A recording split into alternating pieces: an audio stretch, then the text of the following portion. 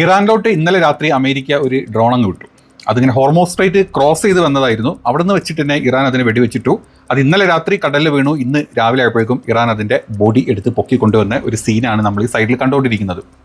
അവിടെ എന്താ പറയുക, യുദ്ധം നടന്നുകൊണ്ടിരിക്കുന്നുണ്ട്, അല്ലെങ്കിൽ യുദ്ധം നിർത്തി, അല്ലെങ്കിൽ അമേരിക്ക സ്ട്രോങ് ആക്കി, അല്ലെങ്കിൽ ഇറാൻ അടിക്കുന്നു, ഈ വാർത്തകളൊക്കെ വരുന്ന സമയത്തും ഈ പറഞ്ഞ സ്ട്രേറ്റ് ഓഫ് ഹോർമോസിലൂടെ ഇറാൻ അറിയാത്ത ഒരു കപ്പലുകൾ ഇതുവരെ കടന്നു പോയിട്ടില്ല. പക്ഷേ ഇറാൻ്റെ പല കപ്പലുകളും അമേരിക്കയുടെ കണ്ണ് വെട്ടിച്ചതിലൂടെ കടന്നു പോയിട്ടുണ്ട്. ഇനി ഇറാൻ്റെ കണ്ണ് വെട്ടിച്ച് കടന്നു പോകാൻ നോക്കിയ 2 കപ്പൽ ഇപ്പോഴും ഒമാൻ കടലിൽ അവിടെ കുടുങ്ങി കിടക്കുന്നുണ്ട്, പാറക്കെട്ടുകളുടെ ഇടയിൽ. ഇത് നമ്മൾ ഇന്നലെ കണ്ടിട്ടുണ്ട്.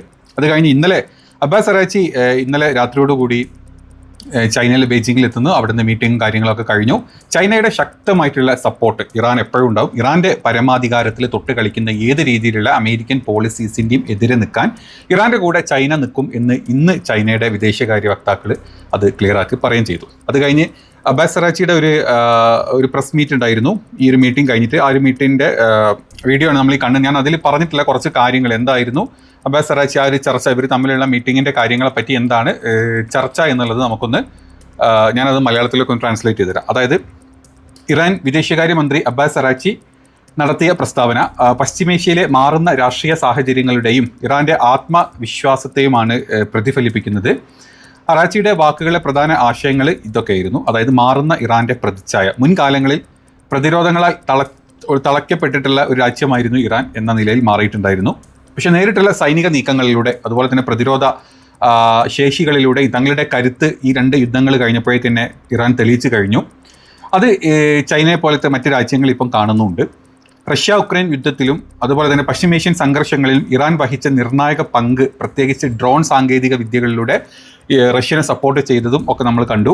ആഗോളതലത്തിൽ ഇത് വളരെയധികം ഇറാനെ സ്വാധീനിച്ചിട്ടുണ്ട്. ഇറാൻ്റെ ആ പവർ, അല്ലെങ്കിൽ ഇറാൻ ഒരു ഡ്രോൺ ഉണ്ടാക്കാൻ, മിസൈൽ ഉണ്ടാക്കാൻ എത്രത്തോളം വലിയ പവർ ഇറാൻ്റെ കയ്യിലുണ്ട് എന്ന് അന്താരാഷ്ട്ര രാജ്യങ്ങൾ സമ്മതിച്ചു നിന്നിട്ടുണ്ട്. അത് മാത്രമല്ല, നയതന്ത്രപരമായിട്ടുള്ള പുതിയ പല പങ്കാളിത്തങ്ങളും ഞങ്ങൾ ചൈനയായിട്ട് മുന്നോട്ട് പോകാനാണ് പ്ലാനുള്ളത്. ചൈനയും ഇറാനും തമ്മിൽ ബന്ധം വെറുമൊരു വ്യാപാര ബന്ധത്തിനപ്പുറം തന്ത്രപ്രധാനമായിട്ടുള്ള ഒരു സൈനിക രാഷ്ട്രീയ കൂട്ടുകെട്ടായി മാറിക്കഴിഞ്ഞു. ഇത് ക്ലിയറാണ്. അതായത് ഇതുവരെ ഇവിടുന്ന് ഈ ഇറാൻ ക്രൂഡ് ഓയിൽ വെക്കുന്നു, അതിനുള്ള കാശ് വാങ്ങിക്കുന്നു, അങ്ങനെയുള്ള വെറും ചെറിയ കാര്യങ്ങൾ മാത്രം. പിന്നെ ഈ യുദ്ധം എന്ന സമയത്ത് ചൈനയുടെ ചില സപ്പോർട്ടും കാര്യങ്ങളും കൊടുത്തു എന്നുള്ളത് മാത്രമല്ല, ഇവിടെ നിന്ന് അങ്ങോട്ട് ഇറാൻ ചൈന എന്ന് പറഞ്ഞു കഴിഞ്ഞാൽ വെറും കച്ചവടങ്ങൾക്ക് മാത്രമല്ല, ഒരു സൈനിക ബന്ധത്തിലോട്ട്, ഒരു നയതന്ത്ര സൈനിക ബന്ധത്തിലോട്ട് കൂടുതൽ ആഴത്തിലോട്ട് മാറിക്കഴിയുകയാണ്. അതായത് ചൈന ഇറാനും ആയിട്ട് ഒരു അനിവാര്യ, അതായത് ചൈനക്ക് ഇറാനും ഇറാനിന് ചൈനയും അനിവാര്യമായിട്ടുള്ള 2 ശക്തികളായിട്ട് കണക്കാക്കപ്പെടുന്നു. അത് മാത്രമല്ല, ഇറാൻ്റെ കരുത്ത് അംഗീകരിക്കപ്പെടുന്നതോടെ ലോകരാജ്യങ്ങളിൽ ഇനി ഇറാനുമായിട്ട് പുതിയ രീതിയിലുള്ള ചർച്ചകൾക്കും സഹകരണങ്ങൾക്കും തയ്യാറാകേണ്ടി വരും മറ്റ് രാജ്യങ്ങൾ എന്നും കൂടെ അബ്ബാസ് അറാച്ചി പറഞ്ഞിട്ടുണ്ട്. ഇനി ചൈനയുടെ സൈഡിൽ നിന്ന് വന്നിട്ടുള്ള ചില നിലപാടുകളും കാര്യങ്ങളും നമുക്ക് പറയാം. അതായത് നേരത്തെ സൂചിപ്പിച്ച പോലെ ഇറാൻ തകർന്നു പോകാതെ സംരക്ഷിക്കുക എന്ന് ചൈനയുടെ ഒരു താല്പര്യമാണ്. അതുകൊണ്ട് തന്നെ അമേരിക്കൻ നയങ്ങളെ വെല്ലുവിളിക്കാനും പശ്ചിമേഷ്യയിൽ ഒരു ബദൽ സുരക്ഷാ ക്രമം കൊണ്ടുവരാനും ഇറാനും ചൈനയും ഒരു കൈകോർക്കും എന്നാണ് ചൈന പറഞ്ഞിട്ടുള്ളത്. അമേരിക്ക പറഞ്ഞത് കേട്ട്, അല്ല അമേരിക്ക പറയുന്ന പോലെ കാര്യങ്ങൾ നീക്കാണ്ട് അതിന് ബദലായിട്ട് ഇറാനും ചൈനയും ഒരുമിച്ച് കൂടെ നിന്നിട്ട് ഒരു ബദൽ സംവിധാനങ്ങൾ കൊണ്ടുവരാനാണ് ഞങ്ങൾ ട്രൈ ചെയ്യാൻ പോകുന്നത്.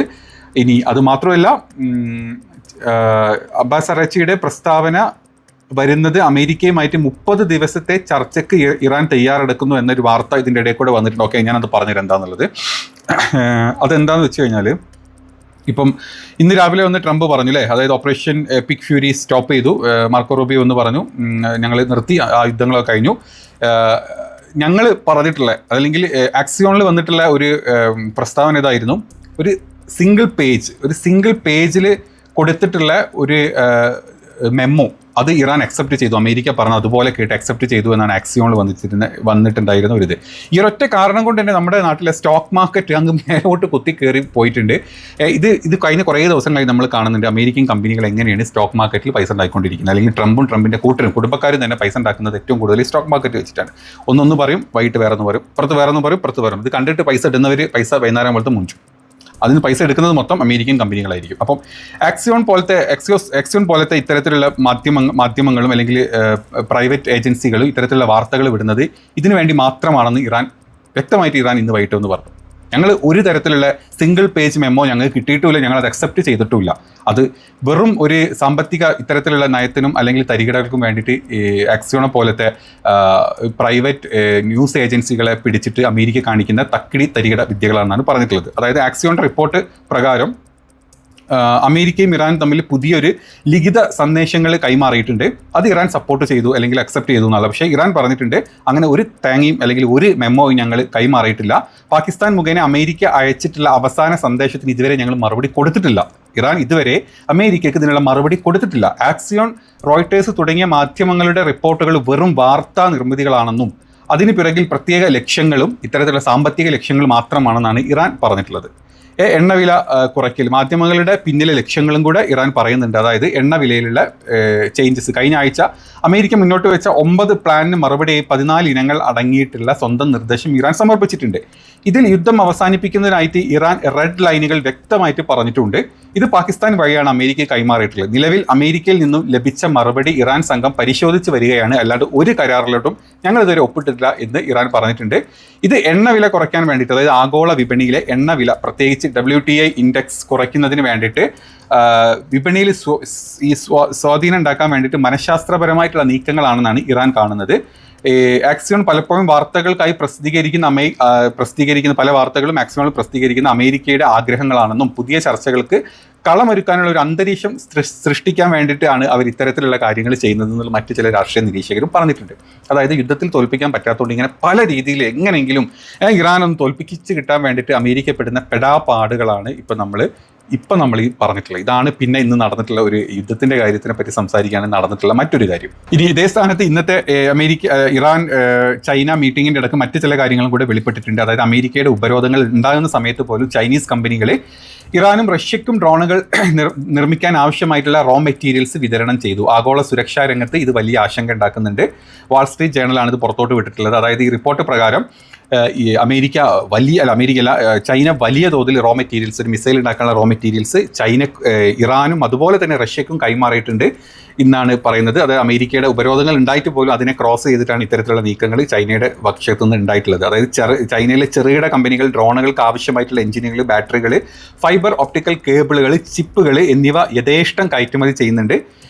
ഇവ സിവിലിയൻ ആവശ്യങ്ങൾക്കും സൈനിക ആവശ്യങ്ങൾക്കും ഉപയോഗിക്കാൻ കഴിയുന്നവയായതിനാൽ ഇവയുടെ വ്യാപാരം തടയുക എന്നത് നിയമപ്രകാരം സങ്കീർണമാണ്. അതായത് ഇത്തരം ചിപ്പുകളും കാര്യങ്ങളും മറ്റു കാര്യങ്ങൾക്ക് ഉപയോഗിക്കാം എന്നുള്ളത് കൊണ്ട് അമേരിക്കയ്ക്ക് ഇല്ലാത്ത നിയമങ്ങൾ പറഞ്ഞിട്ട് ഇതിനെ തടയാൻ പറ്റുന്നില്ല. പക്ഷേ ഇത് ഏറ്റവും കൂടുതൽ ഉപയോഗിക്കുന്നത് ഈ മിസൈലുകൾ ഉണ്ടാക്കാൻ വേണ്ടിയിട്ടും ഡ്രോണുകൾ ഉണ്ടാക്കാൻ വേണ്ടിയിട്ടും എന്നാണ് ഇപ്പം ഈ ഒരു മീറ്റിങ്ങിൻ്റെ ബാക്കിയായിട്ട് പുറത്തോട്ട് വരുന്നത്. പ്രത്യേകിച്ച് ഈ ഷഹീദ് ഡ്രോണുകൾ, അതുപോലെ സിയാമെൻ വിക്ടറി ടെക്നോളജി ഒക്കെ ഈ ഒരു സംഭവങ്ങൾ ഈ റോ മെറ്റീരിയൽസ് ഉപയോഗിച്ചിട്ടാണ് ഉണ്ടാക്കുന്നത്. റിപ്പോർട്ടിൽ പ്രത്യേകമായിട്ട് പരാമർശിച്ചിട്ടുള്ളത് സൈമീൻ വിക്ടറി ടെക്നോളജി എന്ന കമ്പനി ജർമ്മൻ രൂപകൽപ്പന ചെയ്തിട്ടുള്ള L-55 എഞ്ചിനുകൾ വിപണനം ചെയ്യുന്നുണ്ട്.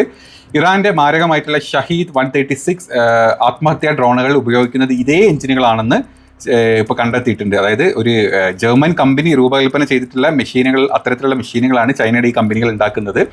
അത് ഇറാന്റെ ഇത്തരത്തിലുള്ള ഡ്രോണുകൾ 135 ഷഹീദ് 135 ഉപയോഗിച്ചിട്ടുള്ളത് ഏറ്റവും കൂടുതൽ. ഉക്രൈൻ യുദ്ധത്തിലും പശ്ചിമേഷ്യൻ സംഘർഷങ്ങളിലും ഈ ഡ്രോണുകളാണ് ഏറ്റവും കൂടുതൽ ഉക്രൈൻ യുദ്ധത്തിൽ റഷ്യയും ഇപ്പം ഈ യുദ്ധത്തിൽ ഇറാനും ഉപയോഗിച്ചിട്ടുള്ളത്. ഇത് ഏത് രീതിയിലാണ് അപ്പം ചൈനയുടെ സപ്പോർട്ട് എന്ന് ഇപ്പോൾ ലോകരാജ്യങ്ങൾ മനസ്സിലാക്കിയിട്ടുണ്ട്. അത് നല്ല രീതിയിൽ ഇവർക്ക് പേടിയുണ്ട്. അതുപോലെ തന്നെ പറയാൻ വിട്ടുപോയ കാര്യം, ഒരു ഫ്രഞ്ച് കപ്പൽ CMA CGS സാൻ ആന്റോണിയോ എന്ന് പറഞ്ഞൊരു കപ്പൽ ഇന്ന് അമേരിക്കയുടെ സപ്പോർട്ടോടുകൂടി, അമേരിക്ക പറഞ്ഞില്ല എന്താ പ്രൊജക്ട് എന്തായിരുന്നു പേര് പറഞ്ഞല്ലോ, പ്രൊജക്ട് ഫ്യൂരിയോ, അതായത് അമേരിക്ക സപ്പോർട്ട് കൊടുക്കും, അമേരിക്കയുടെ കപ്പലുകൾ സപ്പോർട്ട് ചെയ്യും, ആ സപ്പോർട്ടോടുകൂടി നിങ്ങൾക്ക് സ്ട്രൈറ്റ് ഓഫ് ഹോർമൂസ് കടന്നു പോകാനാണല്ലോ പറഞ്ഞിരുന്നത്. ഏതാണെങ്കിലും അത് ആ പേരും പറഞ്ഞിട്ട് ഒരു ഫ്രഞ്ച് കപ്പൽ കടന്നു പോകാൻ ട്രൈ ചെയ്തു. അതിനെ അപ്പോൾ തന്നെ IRGC ടാർഗറ്റ് ചെയ്തു. IRGC തിരിച്ചു പോകാൻ പറഞ്ഞു. അതുപോലെ തന്നെ ആ കപ്പൽ തിരിച്ച് പോയിട്ടുണ്ട്. അമേരിക്കയുടെ പിടിപ്പുകേട് അല്ലെങ്കിൽ അമേരിക്കയുടെ ദുരവസ്ഥ കാണിക്കാൻ വേണ്ടിയിട്ടാണ് ഞാൻ ഈ ഒരു വാർത്ത അതിൻ്റെ ഇടയിലോട്ട് എടുത്തിട്ടത്. അപ്പം യുദ്ധത്തിൻ്റെ ഭാഗമായിട്ട് ഇപ്പം ഏറ്റവും കൂടുതൽ ഇപ്പം അമേരിക്ക പേടിച്ച് നിൽക്കുന്നത് ചൈന ഇറാൻ ബന്ധം കൂടുതൽ സ്ട്രോങ് ആയിക്കൊണ്ടിരിക്കുകയാണ്. ഒരു പുതിയ ഒരു അച്ചുതണ്ട് എന്ന് പറഞ്ഞ പോലെ ചൈന ഇറാൻ കൂട്ടത്തിൽ റഷ്യയും കൂടെ കൂടുമ്പം അത് അമേരിക്കയ്ക്ക് താങ്ങാൻ പറ്റുന്നതിലപ്പുറമാണ്. ഇസ്രായേൽ പറഞ്ഞത് കേട്ട് തുള്ളി കളിച്ച് കഴിഞ്ഞാൽ ഞങ്ങളുടെ ട്രൗസർ കീറും എന്ന് അമേരിക്കയ്ക്ക് വ്യക്തത ഉണ്ട്. പക്ഷേ എങ്കിലും പല ബ്ലാക്ക് മെയിലിംഗ് തന്ത്രങ്ങളും മൊസാദിൻ്റെ അടുത്തും ഇസ്രായേലിൻ്റെ അടുത്തും ഉള്ളതുകൊണ്ട് ഒരു ലിമിറ്റ് കഴിഞ്ഞിട്ട് അങ്ങോട്ട് ക്രോസ് ചെയ്യാൻ പറ്റാത്തൊരവസ്ഥയിൽ പെട്ടിരിക്കുകയാണ് ഇപ്പോൾ അമേരിക്ക. അത് മാത്രമല്ല, അപ്പം ഇനി ഇറാനും ചൈനയും അതുപോലെ തന്നെ റഷ്യയും തമ്മിലുള്ള പല നീക്കങ്ങളും, അല്ലെങ്കിൽ അത് ഡോളറിൻ്റെ ഉപയോഗങ്ങളില്ലാത്ത ലോജിസ്റ്റിക്സും കാര്യങ്ങളൊക്കെ ഇനി ഡോളർ യൂസ് ചെയ്യാണ്ട് ചൈനയുടെ യുവാങ്ങിൽ നടത്തണം എന്നുള്ള ഒരു തീരുമാനത്തിലും കൂടെ ഇന്നത്തെ ഈ ഒരു മീറ്റിങ്ങിൽ ഒരു തീരുമാനമായിട്ടുണ്ട് എന്നാണ് പറയുന്നത്.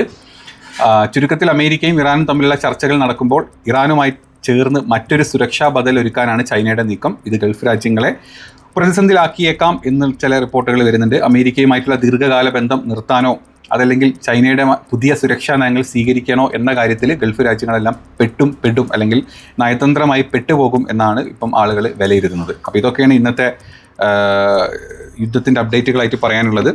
ഇപ്പോൾ നിങ്ങൾക്ക് വീഡിയോ ഇഷ്ടപ്പെട്ടെങ്കിൽ സപ്പോർട്ട് ചെയ്യുക മാക്സിമം.